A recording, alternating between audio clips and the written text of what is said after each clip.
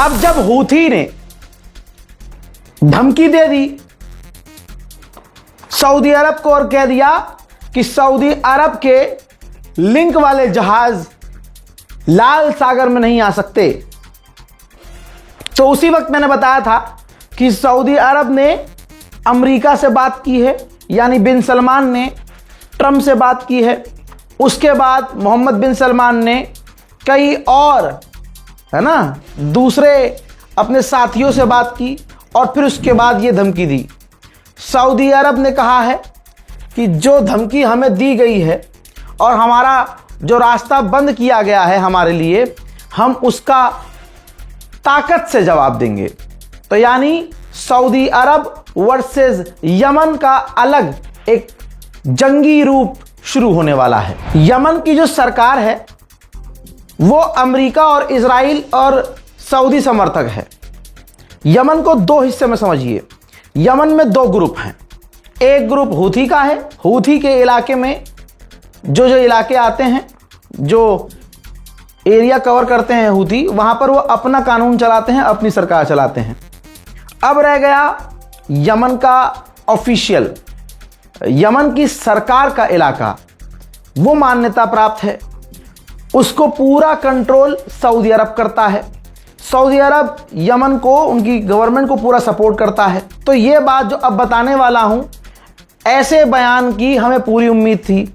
Yemen की जो सरकार है ऑफिशियल, उनके प्रधानमंत्री ने ऐलान किया है कि हमारे मुल्क के जो हूथी संगठन है विपक्ष की, ये लोग यमन को ईरान की जंग में घसीट रहे हैं। इसके बाद यमन के हूथीज ने एक वीडियो जारी किया है जिसमें हूथी के कमांडर ऐलान कर रहे हैं, नेवल ब्लॉकेज जो लगाया गया है उसका ऐलान किया गया है कि सऊदी अरब के खिलाफ हमने जंग का ऐलान कर दिया है, समुद्री रास्ते उसके लिए बंद कर दिए हैं, हमारा नेवल ब्लॉकेज शुरू हो चुका है। वहीं ईरानियन ऑफिशियल ने कहा है जो एग्रीमेंट किया गया था अमेरिका ने कोई पूरा नहीं किया है।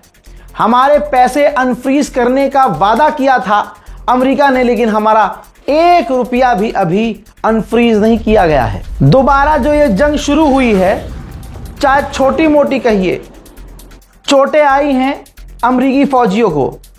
अमेरिका के एक ऑफिशियल ने कंफर्म किया है कि ये जो दोबारा जंग शुरू हुई है, इसमें अमेरिका के 100 सैनिक घायल हुए थे, जिनमें से अब तो 95% ठीक हो गए हैं और दोबारा जंग के लिए जा चुके हैं। मेरे दोस्तों, मीडिया पर सामने आकर ईरान के ऑफिशियल ने फिर से रिपीट किया है कि हमारे लिए बहुत इंपॉर्टेंट है, लेवरेज है हमारा स्ट्रेट ऑफ हॉर्मुज, दुश्मन भूल जाए कि हम उसे छोड़ेंगे।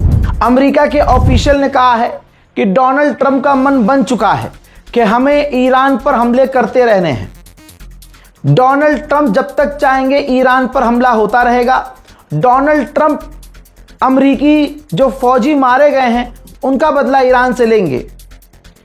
जो ईरान ने हमला करके एग्रीमेंट को तोड़ा है, डोनाल्ड ट्रंप हमला करते रहेंगे उसके जवाब में, जब तक ईरान सुधर नहीं जाता। एक बार फिर से रजा पहलवी हारने के बावजूद, गालियां खाने के बावजूद इंटरव्यू देता है और ईरान के अंदर फूट डलवाने की बात खुले में कर रहा है। कहता है कि ईरान के अंदर घुसपैठ जरूरी है ताकि ईरान के लोग बच सकें। किससे बच सकें? तेरे बाप अमेरिका से बच सकें।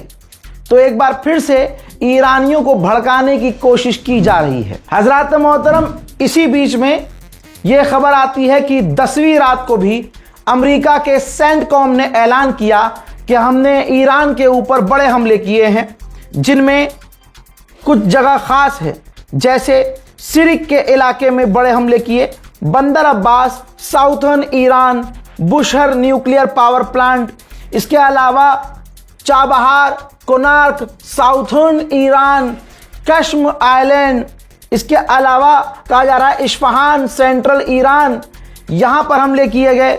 इसके अलावा माउंट डेरक का जो इलाका है वहां हमला किया गया। यानी ईरान पर जिस तरह से रोज अमेरिका हमले कर रहा है, उसी तरह से उसने बड़े हमले किए हैं। बहुत सारी मैं आपको दिखाता हूं हैंड टू हैंड खबरें।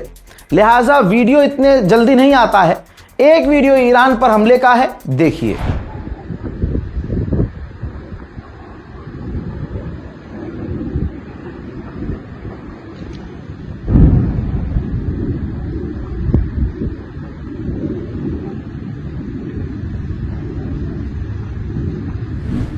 अब इसके बाद ईरान क्यों चुप रहता? ईरान ने पलटवार करने का वीडियो जारी किया है और साथ में बताया है, ये ईरान का हमला है दोस्तों, ध्यान दीजिएगा।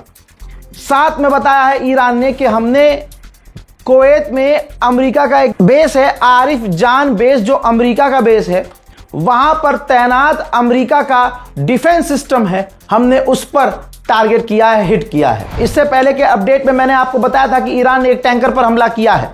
2 घंटे के भीतर फिर से खबर आ रही है कि ईरान ने एक और स्ट्रेट ऑफ हॉर्मुज में जो टैंकर था उस पर हमला किया है। अब ये कुछ घंटों के बाद पता चलेगा कि ये दोनों टैंकर किस देश के थे। वहां अमेरिका के ऑफिशियल्स कंफर्म कर रहे हैं कि ईरान से अभी भी बातचीत हमारी चल रही है। आगे क्या होना है नहीं पता। मेरे दोस्तों, सबको नजर आ गया, जो लठ पड़े हैं, जो स्टूडेंट को दिल्ली में लठ पड़े हैं। बस मैं इतना कहूंगा मेरे तमाम स्टूडेंट्स भाइयों, आपको जब लठ पड़े तो आपको याद आया कि इससे पहले शाहीन बाग में मुसलमानों को जब लठ पड़े थे और जामिया यूनिवर्सिटी में घुसकर दिल्ली पुलिस ने लठ बजाया था, तो आप लोगों ने नारे लगाए थे। भले ही अब आप नहीं मानेंगे, लेकिन आप लोगों ने नारे लगाए थे, दिल्ली पुलिस लठ बजाओ, हम तुम्हारे साथ हैं। फिर आज आप भी शिकार बन गए, क्योंकि उस वक्त आपने जुल्म के खिलाफ नहीं बोला। आज आपका भी नंबर लगा दिया गया। अभी भी हिंदू मुसलमान करने वाले लोगों से दूर रहिए, चाटुकारों से दूर रहिए। बीजेपी आरएसएस आपके साथ क्या कर रही है मुझे कुछ बताने की जरूरत थोड़ी है। आपने तो खुद सीनों पर और सर पर लठ खाया है, लड़कियों के सीनों को नोचा है, लड़कियों को जमीन पर पटक के मारा है। तस्वीरें ऐसी हैं कि आपका सोशल मीडिया भरा हुआ है। इसके बावजूद अगर आप अपनी आंखें नहीं खोलते हैं तो मुन्ना अभी आगे तो और बुरा हाल होगा। इस रिपोर्ट को शेयर कीजिए। जय हिंद।